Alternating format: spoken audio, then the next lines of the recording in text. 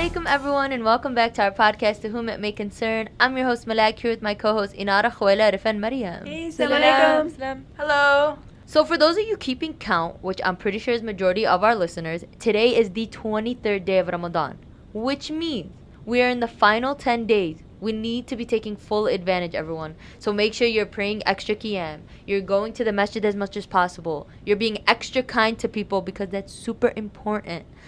Make lots of tasbih, make lots of dua. Include the modern skeptics in your dua, please.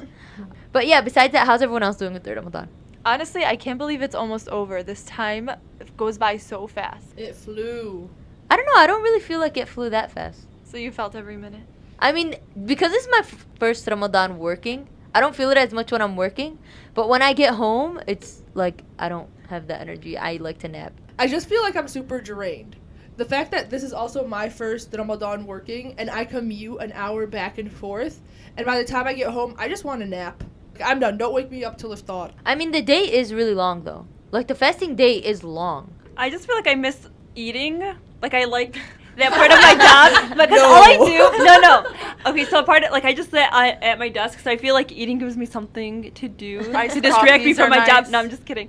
I feel like it's going by so fast, and honestly, like, working such long hours, like, I'm out from 8 a.m. to 7 p.m., that I just feel like I don't have the time to, like, enjoy Ramadan as I should or take advantage of it. So, honestly, like, I feel like it's going by so fast, and I do wish it could slow down so that I could take more advantage of Ramadan. And it's funny because I know that working is supposed to be like a form of ibadah, but it doesn't feel like it. I mean, and God knows you're struggling and stuff like that, so I guess. But a little cheat sheet. If I feel like I went the whole day and I didn't do anything spiritual and I'm on my way to an iftar or something like that, I'll just read Qul Huwallahu Ahad as many times as I can. I'm like, this is the whole Quran. And then I'll make like some dua where I'm like, Ya Allah with every letter in the Quran. And I'll make a dua, like, let this dua be true. No, that's good. Little things that count. Yeah, no, really it does. And then, like, doing tasbih and just, like, those little things in between the time where we're super busy, so... Something I realized this Ramadan, I was listening to a lecture, and they said how heavily God weighs on the scale on the Day of Judgment, and I did not know that at all. I feel like I knew that, but not, like, didn't take it remembered seriously. it. Yeah, I didn't take it seriously. And it's so easy to say, Subhanallah, Alhamdulillah, like that. There you go. 2. In, like, 1 second. So if you're struggling, that's also something super easy to do. Yeah, especially I feel like with school, I haven't been really getting the full experience of Ramadan. And especially after iftar, I would love to go to Taraweeh, but it's been so hard, especially because after iftar, I'm just dead and I'm tired. And I don't know, food coma. It's really hard in Ramadan. Yeah. I keep telling myself, your stomach gets so small. I keep telling myself, don't eat that much. But it just doesn't. Yeah, it can be difficult to take advantage of Ramadan as we work and as we go to school. So with that being said, ladies, are you guys meeting your Ramadan goals? About that. I'm okay for the most part. Some of my goals I'm able to, and others I'm slacking. So, alhamdulillah, before I go to sleep, I'm able to read a couple pages of Quran. But my other goal was to, I guess, decrease or stop listening to music, which I have not completely stopped. In the beginning, I was good, but of course, you just kind of slack off as the month goes on. But it's definitely less than what it used to be. Yeah, usually in Ramadan, I try to finish the Quran. My goal is to finish the Quran. And I'm usually good at that. Like, I can do it, but now that I'm working, it's hard to do that thing where I read like 8 pages after every salah because it's enough I'm already going to pray duhur and I don't have time to like necessarily open the Quran and read 8 pages too. So I'm slacking with that. Yeah, one of my Ramadan goals was to spend more, make sure I'm having iftar with my family at least every night, if not most nights of Ramadan. But that has been, that's been difficult because I have 2 night classes and they finish at 9. Well, some of them finish at 7:30, but it's just like tough. And so that's what I'm struggling with still. But hopefully the last 10 nights I'll get better at it.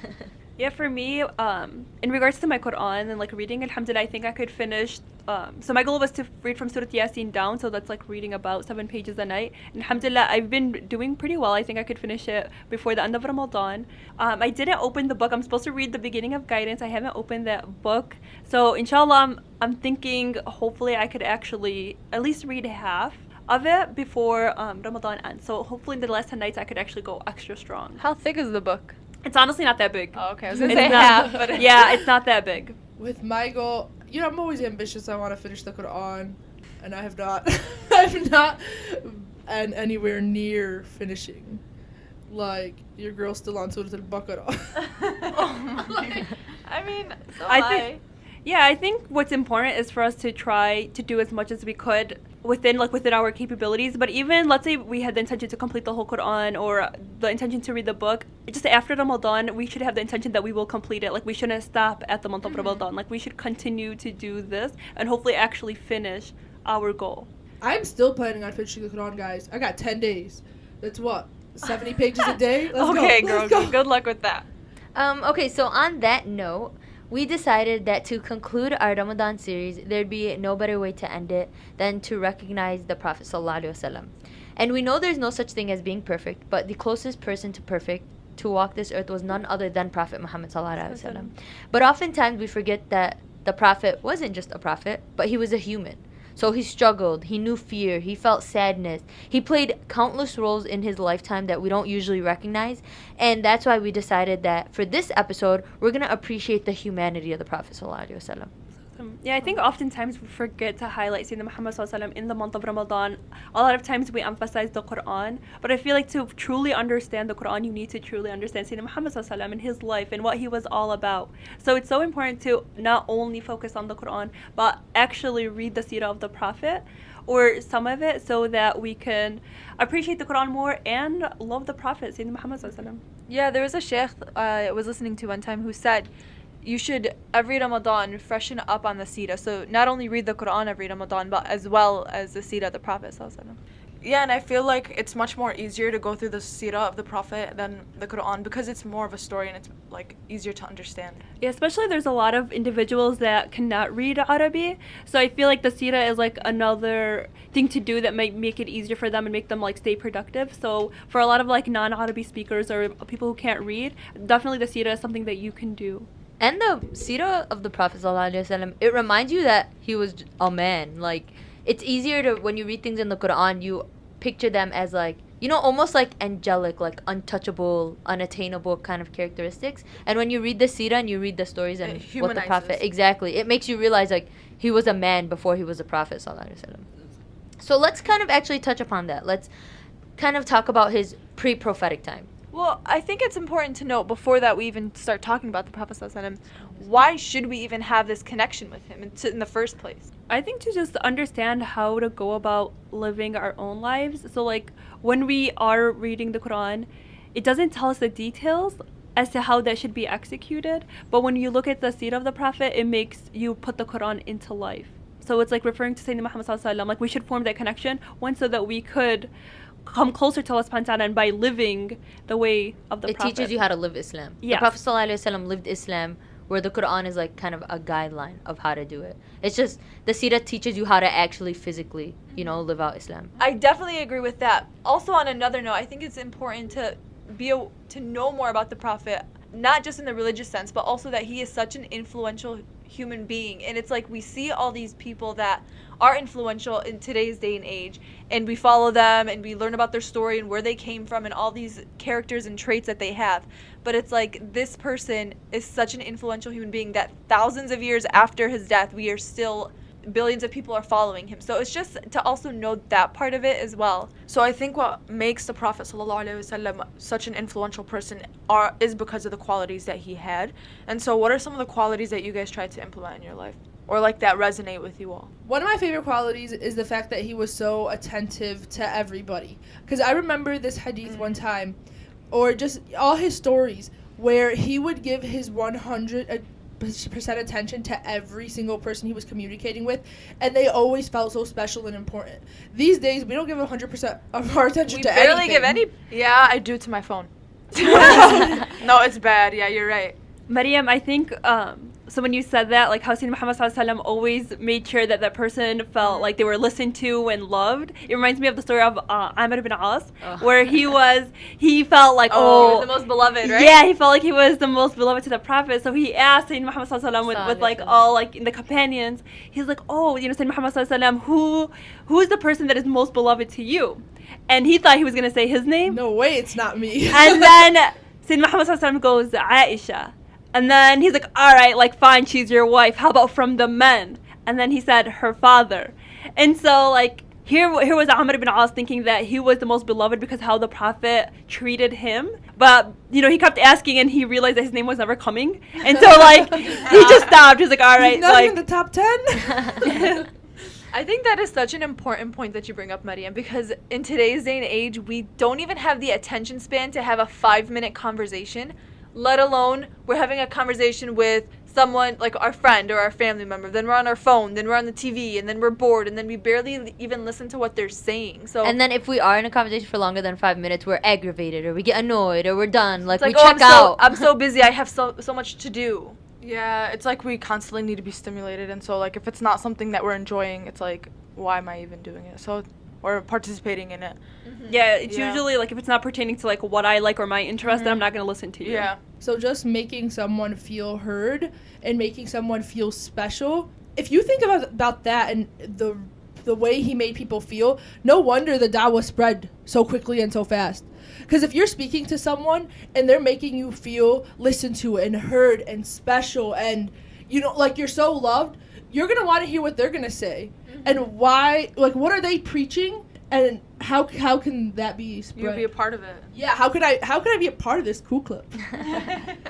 Yeah, I think a really important quality of the Prophet ﷺ that I really, really appreciate, and it's not even just him as a prophet, it's just like being a decent human in general, is his mercy and his forgiveness. Like the Prophet ﷺ's mercy, and there's so many stories of this, but the amount of mercy and forgiveness that he had for people was unreal, and it's Muslims and non-Muslims alike. Like he did, it's not exactly, it wasn't just his followers that received his mercy, it was everybody. The story that most emulates that kind of is when he went to Ta'if and he was trying to spread the message of Allah subhanahu wa ta'ala, and people were stoning him and they were ostracizing him and they had their kids chase him out of the city, and of course Prophet Muhammad sallallahu alaihi wasallam, he turned to make dua to Allah subhanahu wa ta'ala, and instantly Allah subhanahu wa ta'ala sent Jibreel, and basically Jibreel came to him and he told him, anything you want me to do, I could crash these 2 mountains and we could kill everybody in Ta'if. Like whatever you feel fit, we can do, and Allah subhanahu wa ta'ala gives you his blessing. And the Prophet sallallahu alaihi wasallam, he just said, he didn't even say maybe just one of them will turn Muslim, he said maybe one of their future descendants will turn Muslim. So like the amount of forgiveness, and today we're so quick to jump to assumptions and we never do the 70 excuses, and you know, I'm actually glad you brought this story up, because I've been thinking like these past few days, like it seems like the more religious a person comes to be or tries to be, the tolerance level, the more harsh, and the tolerance level fades. And so it's like confusing to me, because it's like you're supposed to be more tolerant, you're supposed to be more merciful, but it seems like it's not happening. And so I feel like it's being done wrong. Like if you're trying to be more religious, this should come naturally. It shouldn't. And the like us actually talking about the characteristics and the positivity of the Prophet ﷺ just emphasizes how much of being a good person is important in Islam. Like following the deen is one half, but being a good person, you can't be a religious person without being a good person. It just doesn't. I think it comes hand in hand. It's not either or. In being a good Muslim, you should be a good person with good qualities, and being merciful to others would be one good quality. Character is so important. There's a hadith that says, verily the most complete of believers in faith are those with the best character and who are most kind to their families. So it just shows you that if you're trying to be better in faith and your character is still lacking and you're not having any tolerance with the people around you, there's a problem. Yeah, there's something wrong. I love how it said, and kind to their families. I was going to say that. Yeah, because you realize you bully your family the most, because I feel like it's the easiest. Or you have the least amount of patience for your family, or like people that are closest to you are the ones that hurt you the most. Usually, that's how it is. And you hurt them the most. Exactly. But to go back to the story, I feel like it's also very symbolic as well, because Allah subhanahu wa ta'ala obviously knew that the Prophet wasn't going to, like, he knew that the Prophet would make the right decision. Yeah, so it's like it's important that that story is noted, so that, like, you know, we can look back at it and say, yes, we're not, even if someone hits you, or even if someone like does the most horrible things to you, you're supposed to still treat them with a kind heart. Even though I need to follow that myself, but like, you know, it's important. Like, it has to be there. And I'm telling you, today we're so, like, the Prophet was being ostracized. They were making fun of him. They were making fun of his message. They were physically abusing him. Yeah. And today it's just like somebody looks at us the wrong way and we're so ready to fight. Like, or we hold grudges. We're for so long, and it's just like it's too much weight. Family grudges, and then there's like friendships that were so good and then something happened and then they hold a grudge against that. So it's just And it's so funny, you ask them, okay, when did this grudge even start? And they don't even remember what they were mad about. Yeah, and it's okay to get upset and to be careful around people after you have a bad relationship or a bad experience with them. But it's honestly more for yourself than anybody else. It's so hard to be angry at someone all the time or to remember why you were upset. Yeah. You know, it's just so easy to be like, well, you harmed me. I'm just going to stay out of your way. But in my heart, like, all is forgiven. You know, I'm going to move on. It reminds me also of the story of the neighbor of Sayyidina Muhammad sallallahu alaihi wasallam who would always throw things on his path. So she would throw a bunch of rubbish on his path, and one time he saw nothing, and so he was like, oh, like, he asked about her, like, what's going on with this old lady that used to always give me a difficult time as I passed by to go to the masjid.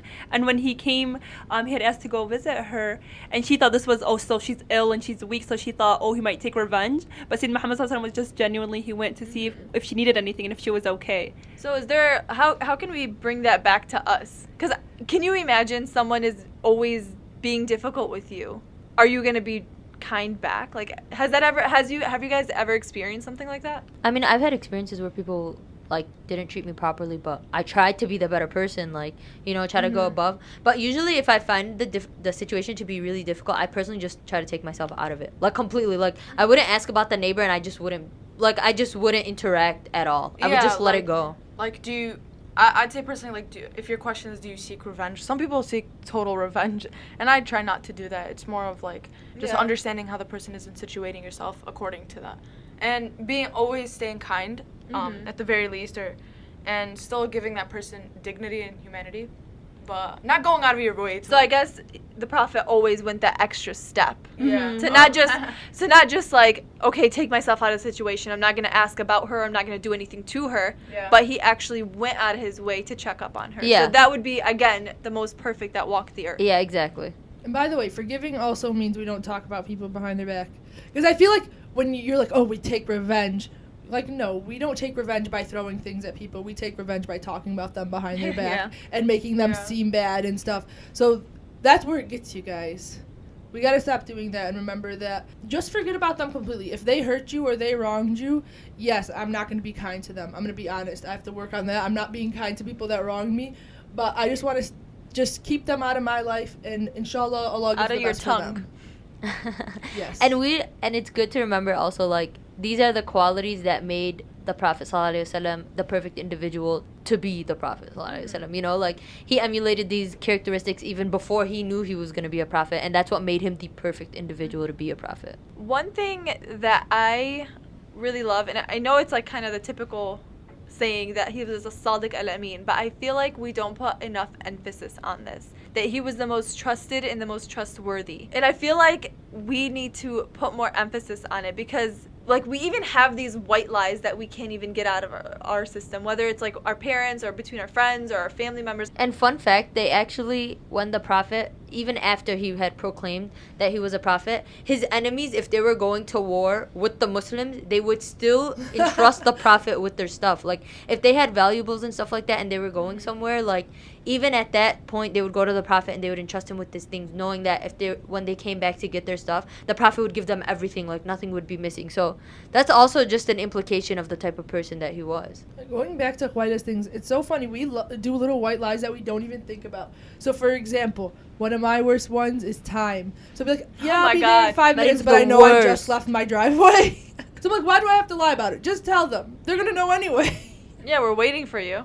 Yeah, we do little things and we don't even notice it. I agree. I feel like nowadays, a lot of times people don't even say things or are afraid that whatever they say, like, they have to say after that, like, oh, please don't tell anybody. Oh, please keep that. Like, that trust is no longer there. Like, we're always afraid that what we may say may, like, spill. So we always feel the need to be like, oh, please don't say that. Please don't tell anybody this. Like, I feel like that trustworthiness is, we always have this fear nowadays where we can't trust as many people. Another thing that's really important is how the Prophet Muhammad ﷺ used to treat people with special needs and the people that were usually marginalized and looked down upon or not even thought about in our community. I distinctly remember this story where there was a man who had dwarfism and he was trying to get married, but nobody, wanted to marry him. And Muhammad ﷺ said, this is one of the most amazing people. Like, Muhammad ﷺ was vouching for him and saying that what is wrong with our society, the fact that this is such a good person, but you're all judging him based off his special need and no one wants to be with him.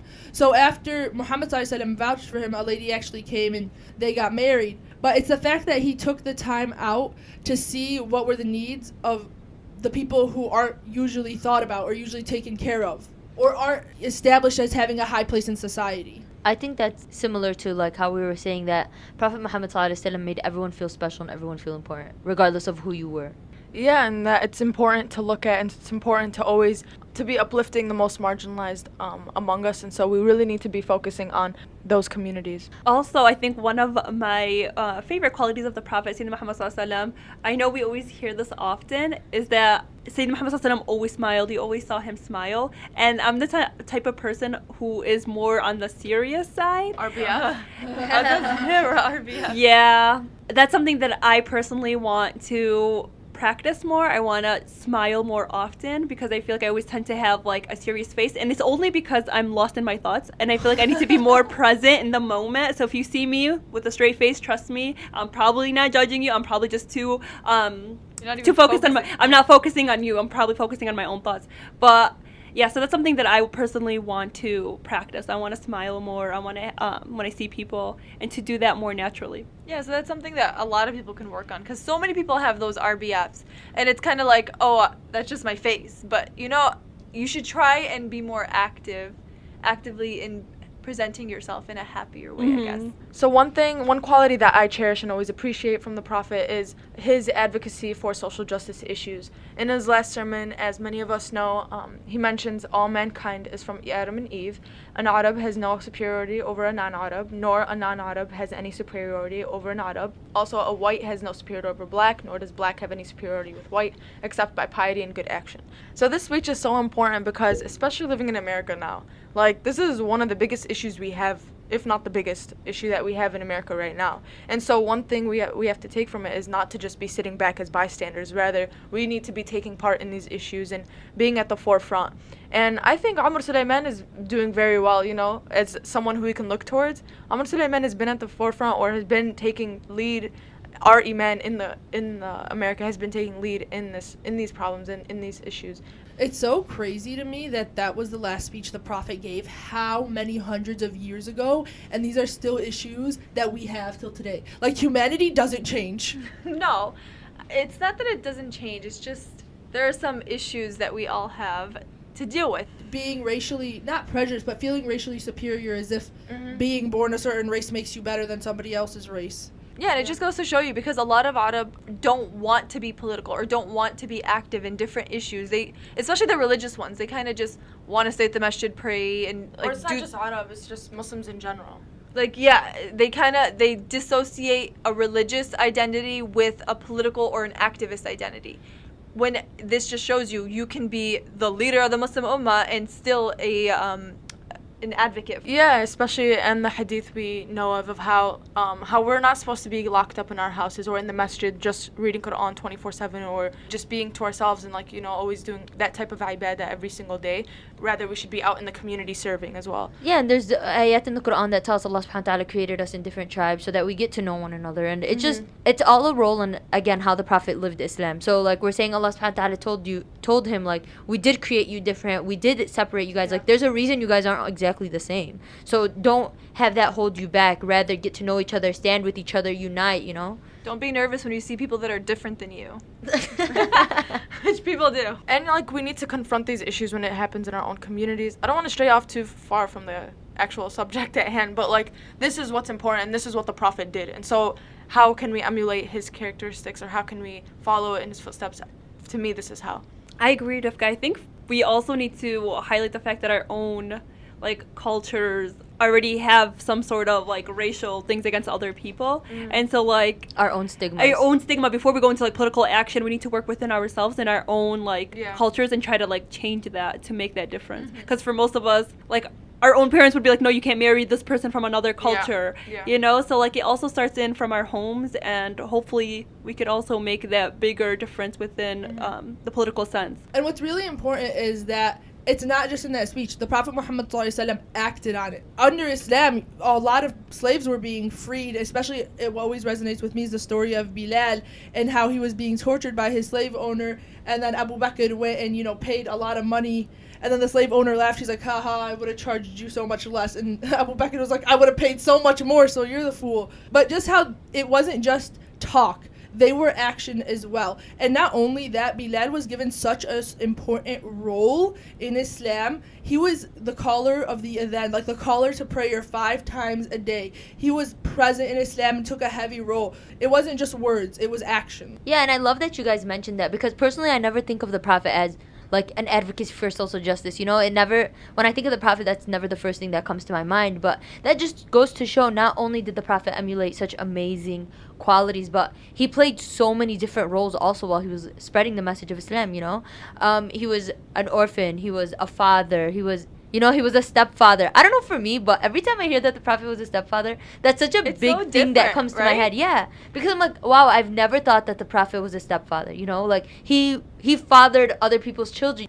It's crazy because of the bad like stigma against step parents these days. And it's like the Prophet was the best step parent. Or it's like, oh, that's your step kid, that's not your real kid. You know what I mean? There's Yeah, just yeah. always like a weird relationship when the Prophet himself was a stepfather, so you should have that respect for it. Or the type of husband the Prophet was to all his wives. I mean, he was just uncharacteristically like amazing when it came to being a husband also. Yeah, so Aisha, someone asked Aisha, like, oh, how was the Prophet at home? And she said Sayyidina Muhammad Sallallahu Alaihi Wasallam was a man who basically would take care of his own things. So if there was something on his clothing, he would do that himself. He milked the goats. And he did all of his own work. So he didn't like depend like, you're my wife, you must do this for me, whatever. So Completely like different. Yeah, like he was a man and he took care of himself. They didn't have like that the role of this is the man's role, this is the woman's role back. Right. And even when at the time, like, the little stories of the Prophet like being romantic, kind of like, you know, when he would hang out with Aisha, or they would race and he would let her win just so she felt kind of superior and stuff like that. Like,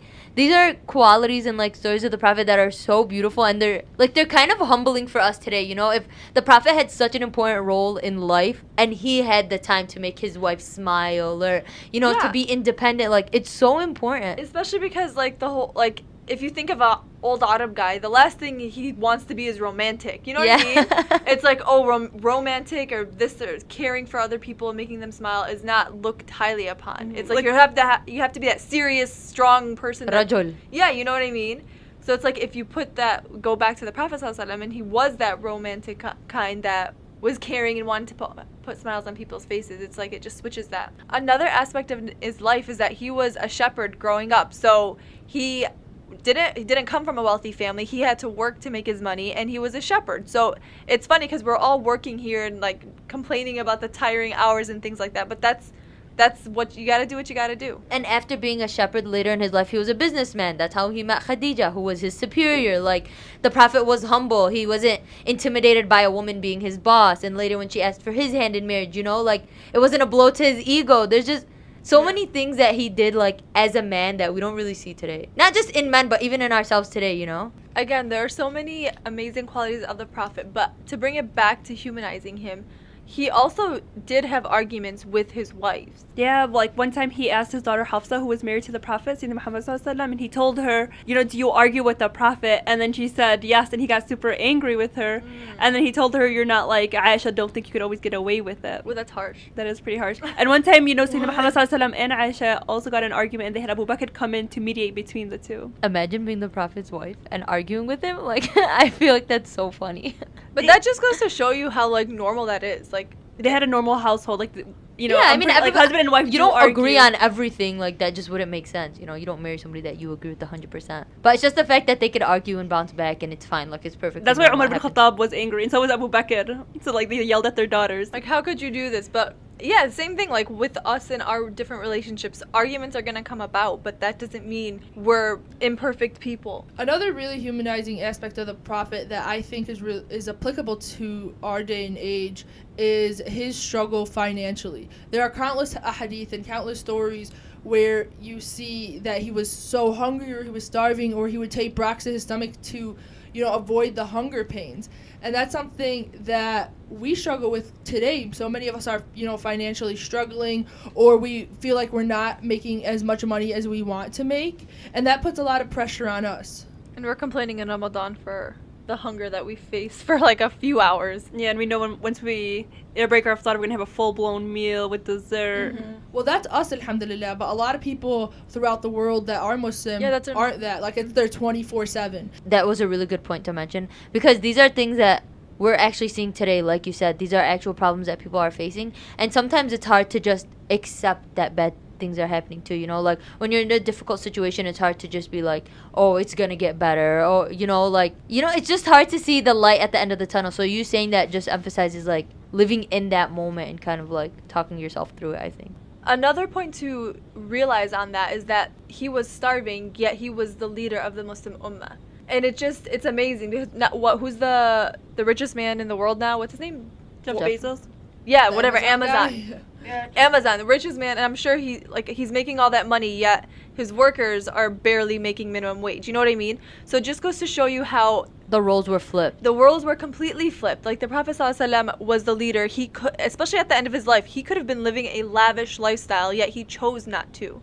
And it just shows like how when us Muslims take leadership positions, how we should actually be when we're treating others, when we are actually living our life. Yeah, and that could be a representation of what our government, our officials in the Middle East are doing too. And honestly, internationally and nationally, where they don't put themselves in predicaments with their, like, with the people that follow them. Yeah, they automatically, when they're in a position of power, they're superior, so they therefore don't affiliate with the inferiors, or they don't put themselves in the predicaments. They don't worry about the struggles of the people. Whereas the Prophet ﷺ was always, he always put his people above him. He was always worried about the well-being. And that's not even towards the end of his life, even when they were being ostracized and kicked out of Mecca, and, you know, Khadija was putting all her money into the Muslims. Like, it was just the Prophet was always putting people above him. Yeah, not just politically speaking in the Middle East, just like even our day-to-day. Like there's people that have leadership positions and managerial positions in companies, at like work. You know what I mean? Just in the family, household. Like there's so many different positions of leadership that Muslims hold.